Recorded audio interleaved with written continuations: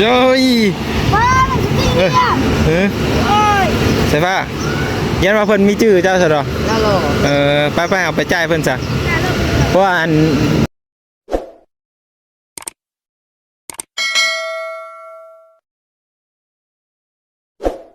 น้องเพิ่นนั่นไปนั่นนะทุกคนเอาน้ำแล้วบ่ทันได้จ่ายว่านี่นะแล้วก็เลยว่าให้เพิ่นมาจ่ายให้เพิ่นนะเนาะพอแล้วเพิ่นไปส่งก็ยันว่าบ่ชื่อน้องเพิ่นซะดอก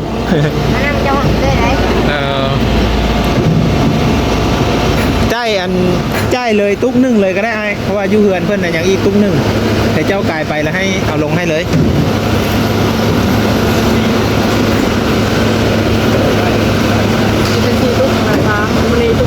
เลยพอดี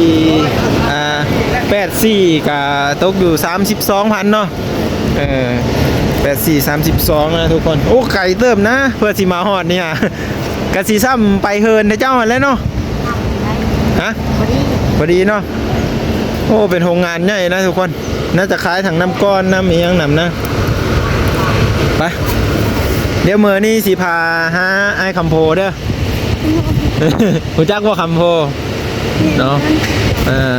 บุญทวีรู้จักเพิ่นอยู่โอ้คนดังเลยเนาะคนดังเขตดงเห็นว่าซั่นซะเดี๋ยวไปนี่เฮาสิเฮาหาเพิ่นเด้อทุกคนเด้อเนาะปะเดี๋ยวเฮาเดินทางกันทุกคนไปโอ้น้ำมาแล้วทุกคนพุ่น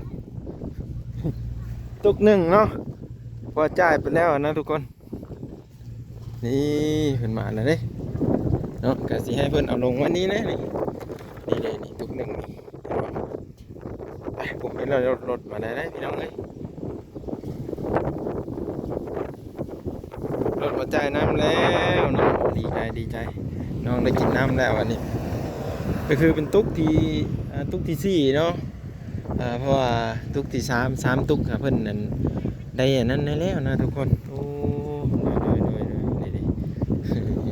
โดยขอบใจเด้อโดยโอเคเนาะ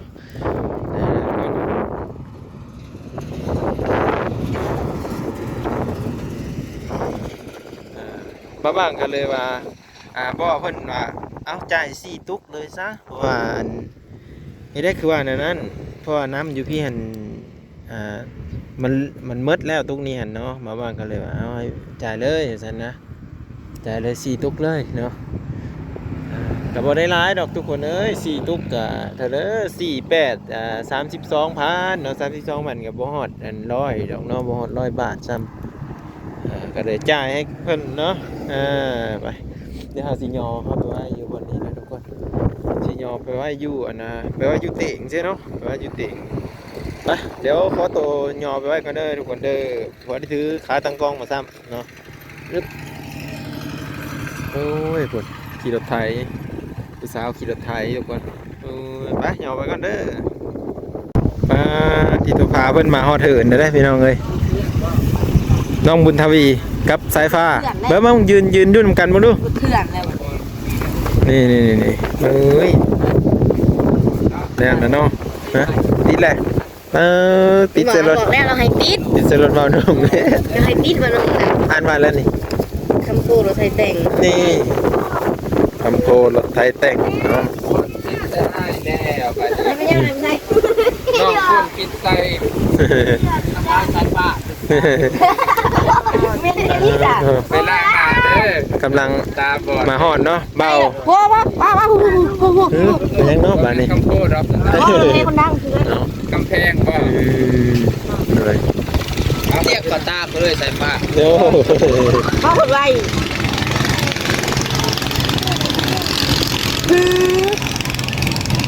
ว่าแต่นี่จะน้อยสิพาเฮาไปทางพุ่นนะเพิ่นกำลังลมเมฆกันอยู่พี่น้องเนาะตั้งเบาพัดใส่เพิ่นกลับมาฮอดแล้วพี่น้องเนาะหากมากินนึงนี่บ่โดยหากมาฮอดแต่อันปรับดินให้น้องน้อยเพิ่นโอ้โดยเนาะโดนละบ่เจ้าแม่นมาโดนเติบพาน้องเพิ่นไปตัดผมกินนึงหั่นโดยไปตัดผมแล้วกลับไปจ่ายค่าน้ำเพิ่นแน่ แต่ขนาดนี้ฮะ น้ำกินนั่นเด้ที่ว่าเพิ่นเอาน้ำกินให้มื้อนั่นแหละน้องสายฟ้าเพิ่นบ่ได้อยู่กับพวกส่งน้ำนะเพิ่นก็เลยว่าเพิ่นติดค่าน้ำว่าซั่นบ่ว่างก็เลย ให้จ่ายให้ ก็เลยบ่ว่างไปจ่ายให้เพิ่นแล้ว เงินเจ้าเองบ่ โดย โอ้เท่าไหร่อ่ะ เธอ4ตุกละ 8,000กับ48กับ 32โอ้ยก็เลยซอยจ่ายค่าน้ำแน่บางเทื่อจุเฮามาพี่ก็ได้กินน้ำเพิ่นนั่นแหละ ก็เลยซอยๆกัน เงินจ่ายผ้าได้จ้ะคือบ่จ่ายเองค่ะ นี่ไปแล้วอ่ะ แม่นบ่ พอพี่น้องเลย เงินมันมีเบิดแหละ อย่าลืมเด้อบัดเข้ามาหันเนาะเอาเขาสิเอาลงเฮ้ยตุ๊กหนึ่งนี่เด้เนาะเพราะเอาตุ๊กหนึ่งเอาไปแล้วจ่ายแล้วแม่นมีแต่เจ้าและหย่อเขาเองมานี่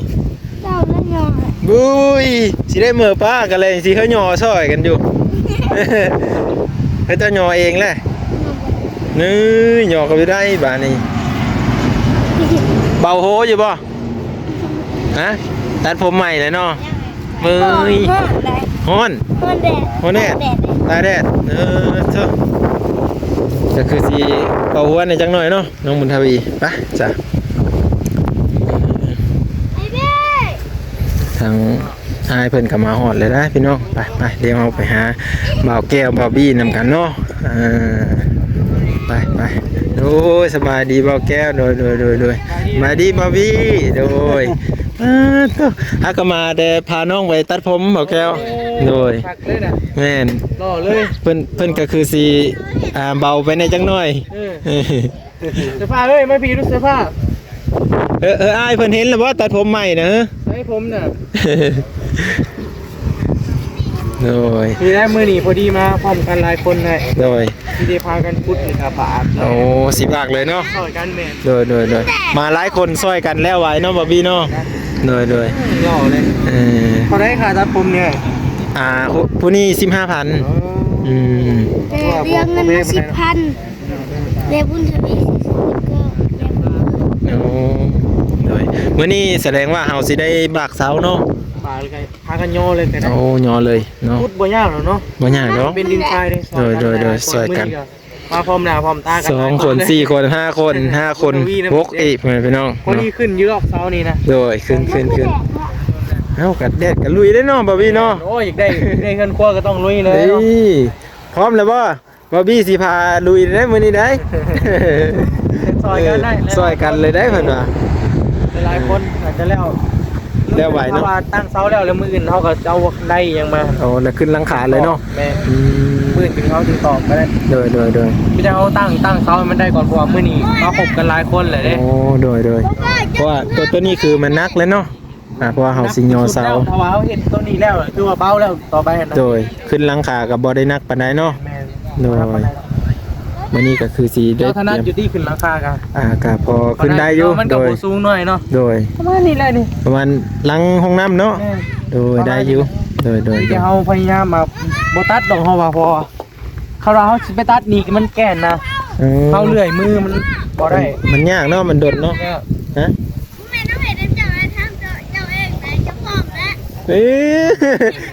คือว่าจังซั่นเนาะบ่พี่เนาะ เจ้าถิ่นคือว่าจังซั่นเนาะแสดงว่าเฮาบ่ได้ตัดเนาะบ่พี่เนาะเฮาสิพังลง พุดลงประมาณนี้แล้ว โอ้ประมาณ90หรือเมตรเนาะก็สิสุดเสียมมันแหละทุกคนเด้คันว่าเฮาบ่ตัด เอา มัน ลีนของลงไปถ้าว่าเอายานหัวนะมันเลย อ๋อตัวลีนนี่จะไปกำจัดปวกป้องกันปวกเนาะ ถ้าว่ามันมีนะมันบ่มาใกล้เลย มันคิ้วเนาะ นั่นแหละ โอ้ ของลงไปเลย โดย สอบไปห่านแป้งรถ เอาแล้วบาวีสิไปซื้อเอาลีนเก้า เนี่ย น้ำมันเครื่องเก้ามาไว้ใช้ทุกคน จักตุกน้ำหนึ่งโอเคแล้วเนาะ โดยสำตุกหัวเสือหนึง ว่างกันอีกบ้านหนึง โดยเอาทุกคนสิประมาณนี้เด้อเนาะก็คือ เมื่อนี้เริ่มดำเนินการแหละ ดำเนินการเนาะว่า เราใส่ปาก โดยเฮามากันหลายคนนะมื้อนี้เนาะ ผมหน้าผมตามีแต่เที่ยวพากันลุยเลย โดย เสียมเจ้ามีอยู่ติล่ะ ช่วง โอ้พอดีเลยขักเลยสักแต่เขาสิพุดลงเลยก็จึงสิทม โอ้คุณลงก่อนเนาะโดย ทมตามหลังก็ได้ แล้วเฮาจึงคนกินข้าวเนาะ แล้วจึง คนตีนเขา โดย ที่ได้เฮาเสียพุทธแล้วก็ทางลัดไว้ โดย ได้จึง แต่สิคนดินเข้าตำลังเนาะโดย มาแป๊บเดียวนึงคือเมื่อแล้วเห็นหลายคนสอยกันคนละล้อ2ล้อสายผ้านี่10ล้อ 10 ล้อเลยเพิ่นนี่ คนแข็งแรง 10 ล้อเฮาก็10 ล้อจะติดเจ้านั้นติดนี่เฮา2 ล้อ2 เดือนได้เดือนหนึงได้เจ้า โอ้ย บ่แม่นบ่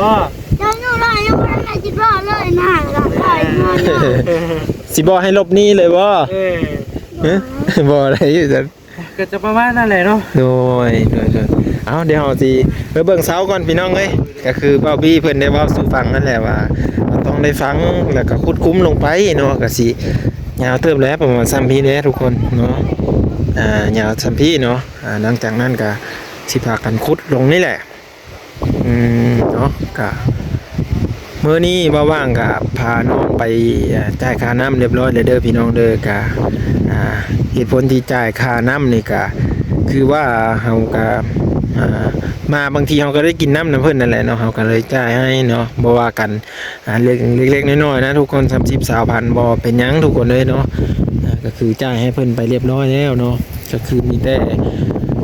ขั้นตอนต่อไปกันนี่แหละนี่สิดำเนินการเฮ็ดน้ำเพิ่นเนาะบ่ว่างก็เฮ็ดน้ำเพิ่นว่าง่ายสิเฮ็ดน้ำเบ้าบี้เฮ็ดน้ำเบ้าแก้วเพิ่นนี่แหละเนาะเพราะว่าสิได้ซอยเพิ่นอีกแห่งนึงเนาะเรื่องตอกไม้ตอกหยังจับเสาจับหยังต่างๆหย่อเสาซอยกันพ่อพี่น้องเอ้ยเนาะพุ่นละเล็กพุ่นละน้อยบ่ว่างก็บ่ได้เป็นดอกเนาะแต่ว่าบ่ว่างก็อยากซอยเพิ่นอยากให้เพิ่นได้มีเรือนครัวเนาะเรือนครัวที่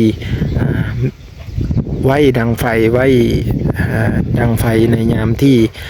ฝนตกแดดออกแบบนี้นะมันก็จะสะดวกสบายขึ้นอีกนะทุกคนเอาวิดีโอหน้าเด้อพี่น้องเด้อวิดีโอหน้าพอกันไหมน้องบ้างกะจะจบไปเพียงซ้ำนี้นะพี่น้องขอบพระคุณเบิร์ดทุกคนที่เข้ามารับชมพ่อแม่เมื่อทุกคนเด้อ FC ที่ฮักแผงเมื่อทุกคนนั่นแหละพี่น้องเนาะเอาวิดีโอหน้าพอกันใหม่ขอบคุณครับ